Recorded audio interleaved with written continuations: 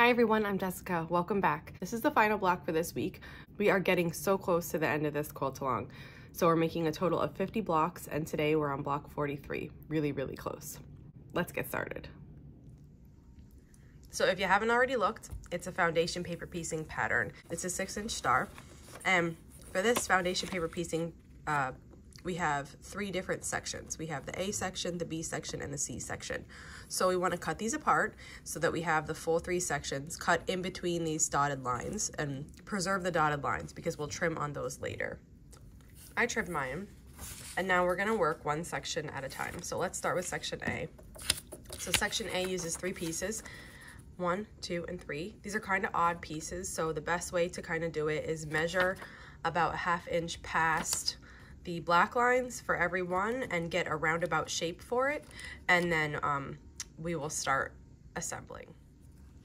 I have my pieces here, and again, A1 is always the easiest because you just put it in place and hold it there.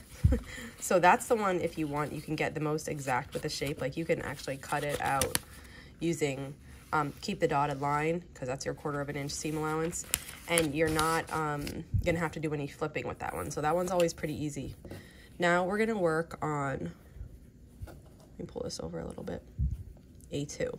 So what I'm doing is I'm folding, I can go more. I'm folding the line here, and what I'm doing is I'm seeing my seam allowance like wasn't enough. So I just made sure I had room on this side and I just pulled it toward that side to give myself a better seam allowance here. And now I have a pretty good one.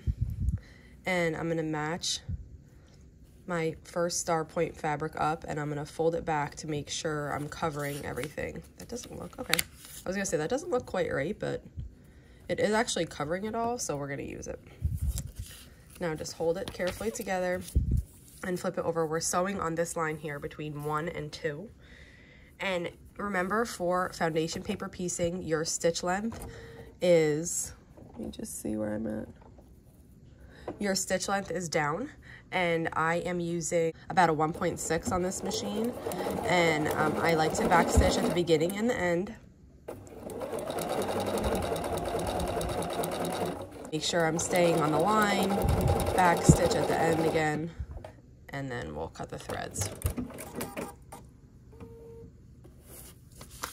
Now, just before I cut anything, I'm making sure when I flip this that I do have coverage, and I have full coverage plus a lot. So I went a little big on that inside seam allowance there on the purple, not the white. So now I'm just going to trim some of this away and open it up just like I just had it, and just give this a good finger press. You could also press with an iron if you wanted. And then we're going to make a fold on the line between like A1, A2, and then A3, which is going to be, you're going to come into this white portion. It's a sharp diagonal like that. So I'm just making this good crease so I can see it. Now this piece is a little bit trickier because you have quite a big flip here, and you need to make sure you're covering all this. So once I get it lined up, I'm going to move it down till I have good coverage on the back side. Let me see how far out I go. Oh, this piece is oversized. Let me just trim this. I'll get a better view of where I need to be. So you can see there now I have full coverage of that white piece, so this is a good spot to be in. So very carefully, I'm gonna flip it back and turn it over. And we're gonna sew here on this line. And I'm just making sure that my line is, there we go, exactly in line with the black line on the paper. And we'll sew across here then.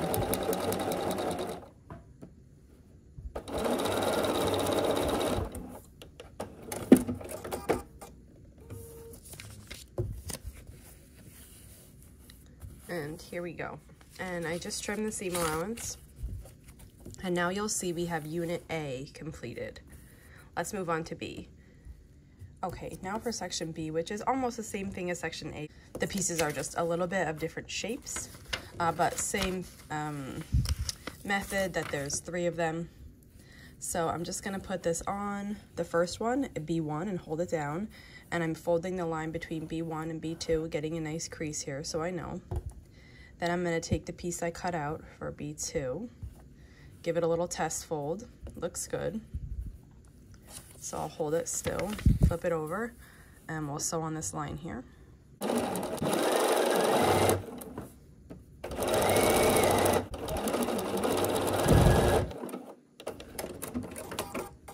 Okay, before I trim it, I'm just gonna make sure that it does actually cover the whole piece.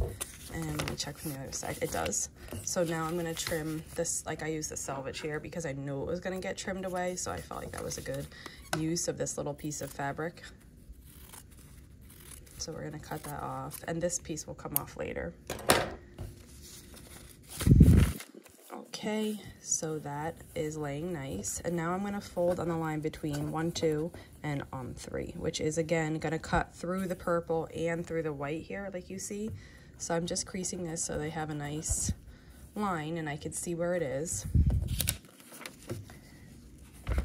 And then let me see, now I cut this piece out. Ah, there we go, like this. I was gonna say I randomly cut this piece. I mean, I didn't accurately cut it, but I cut it so it would be roughly this shape. And sometimes, let me tell you what I do if I'm having a really hard time with these. I lay the piece on the block, how I cut it. So you can see I cut it here so it would extend past all of these pieces. I'm actually gonna adjust that a little bit because of the selvage there. I think I can go even more, let's see. If I kept it like that, yeah, that would be okay. Okay, so this is how I want this piece to lay, okay? So when I'm struggling with getting the flips, I put it on exactly how I want it, because this is gonna be gone, but essentially this outside, it's how I want it to stay. And then what I do is I take the piece, and I'm holding it in place here with my hand so it doesn't slip, so I still have it in the same place. And I'm looking for the crease I just made. And then I'm gonna crease this piece right on that line. And then I'll slowly open it up, and now I can see where the crease is. So then I'm gonna take my crease and I'm gonna line it up on this other crease. Now this is just like roughly, it doesn't have to be exact. Then I'm gonna test flip it and see, does that work? Yeah, it does. I think I can come up just a little bit and try it again. And that works. I think I have coverage. Yeah, I have coverage of that corner. Now what we could do is just like alter it just a little to get better coverage everywhere, and then I flip it back open and see. So that to me looks really good because this isn't part of it. I have coverage on all the corners, on the top and the bottom. So what I'm gonna do then is just hold it there and flip it over and sew on this line before anything moves.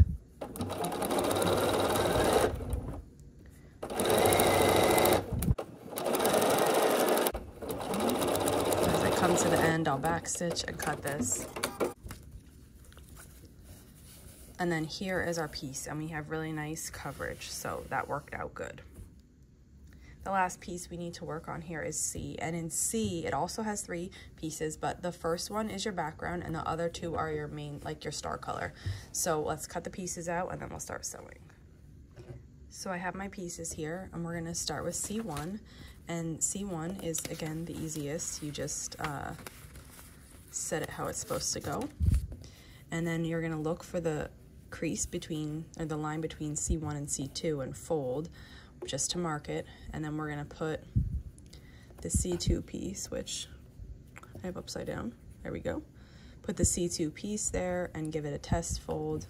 Make sure you're covering everything. That looks good, so I'm gonna leave it. And then we're gonna sew here on the line between C1 and C2.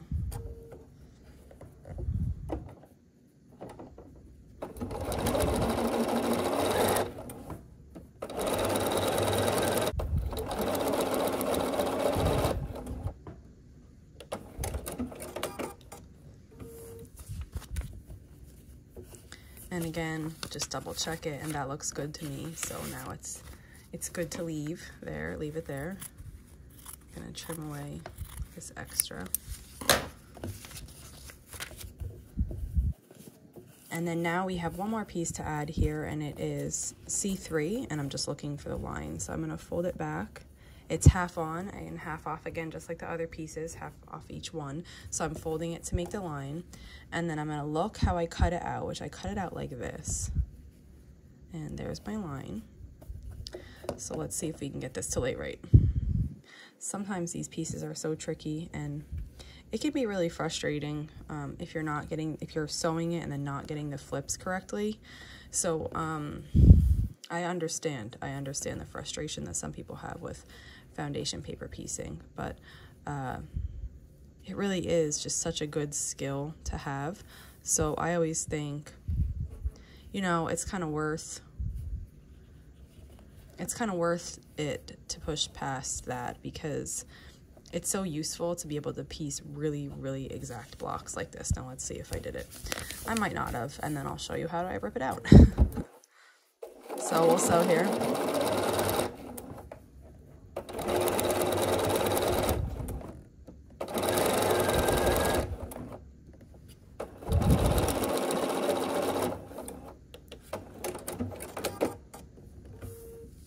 Okay, let's see. It's close.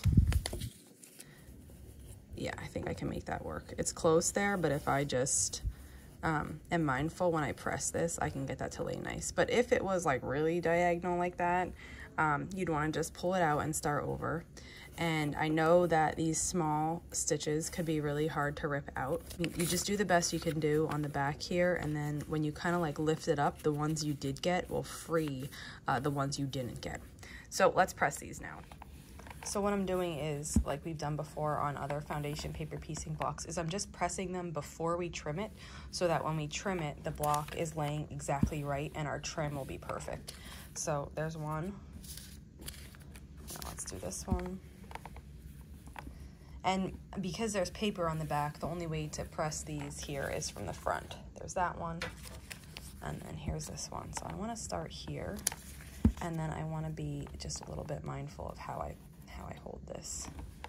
And I think I can get this to lay really nice, even though it's not exactly perfect.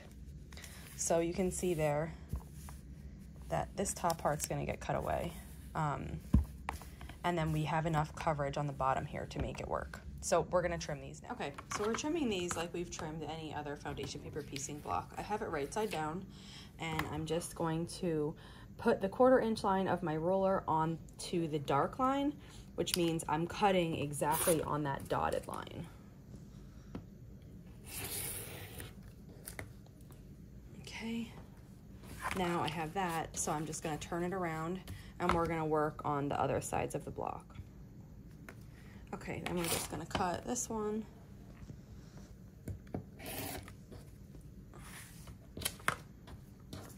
And we'll do the other sides here. And again, I try to do the notches at the edge. I think they're really helpful. So like here, let me see if that's good enough. Like here, I will either just put my my ruler against it, or I'll just keep my hand far away and just cut those little notches in.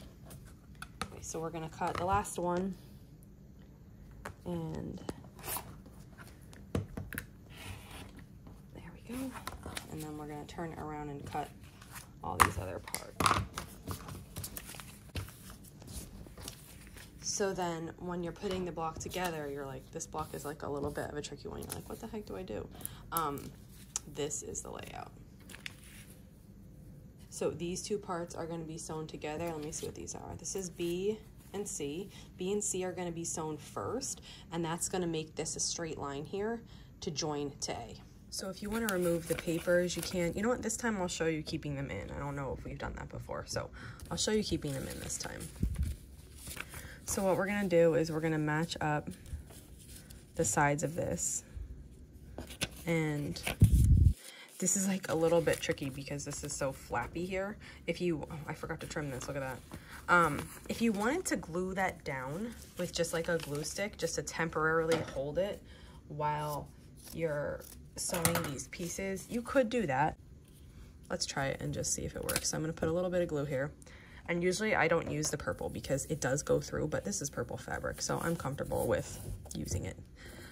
So you can see here, just this like very tip of this isn't covered, which it's good enough for me.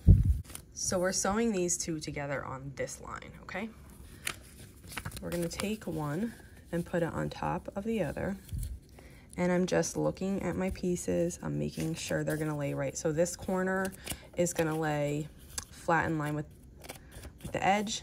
And then down here, this small side is gonna lay in line with the edge of that. Now, I could use my 1/4 inch foot here because this is a 1/4 of an inch seam, but if you didn't want to, you could just follow now onto the black line. So if I'm sewing, just like we were when we piece this, if I'm sewing on this black line here, that's giving me my 1/4 of an inch seam allowance. So you could just do that all the way down.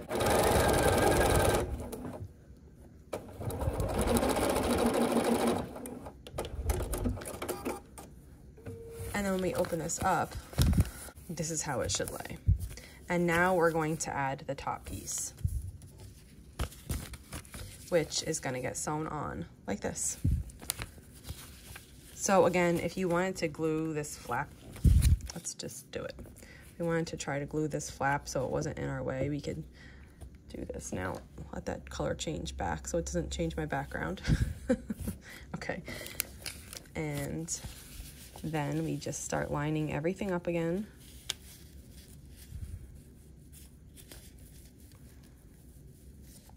So here, let me focus. This point here of this, hold on, let me just show you. So we have like, it goes over and down and there's a point right here. That point is what matches up with the edge of the block. Line, there we go. And then we're gonna sew here.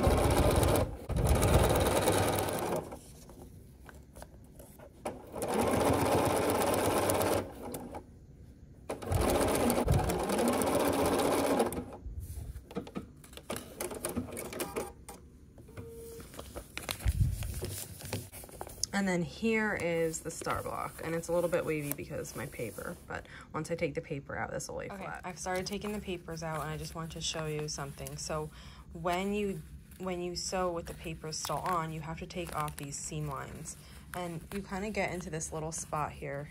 You see it where there's paper in here. You can usually get it out with your fingers, especially if you do that part last. But if you cannot, that's a good time to just get a pair of tweezers in there. And then you just, this is exactly the same as before. You're just pulling off all the paper pieces, starting from the outside, kind of working in. So see, I left B2 for last because it's like the inside. And once I take off B1 and B3, B2 kind of just comes right out. So it's the same, it's just that you have seam lines to deal with then. And then you'll just want to turn this over. You can press it from the back too, but just turn it over and give it a good press. These two kind of just lay really nice, so I pressed them from the front like this. And then this top one, I pressed it from the back, and then I'll just open that up and give it a good press.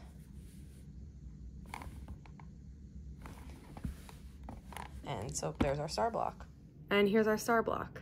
So I hope you enjoyed this one. It's a really fun one. But if you have any questions, just leave it in the comments below.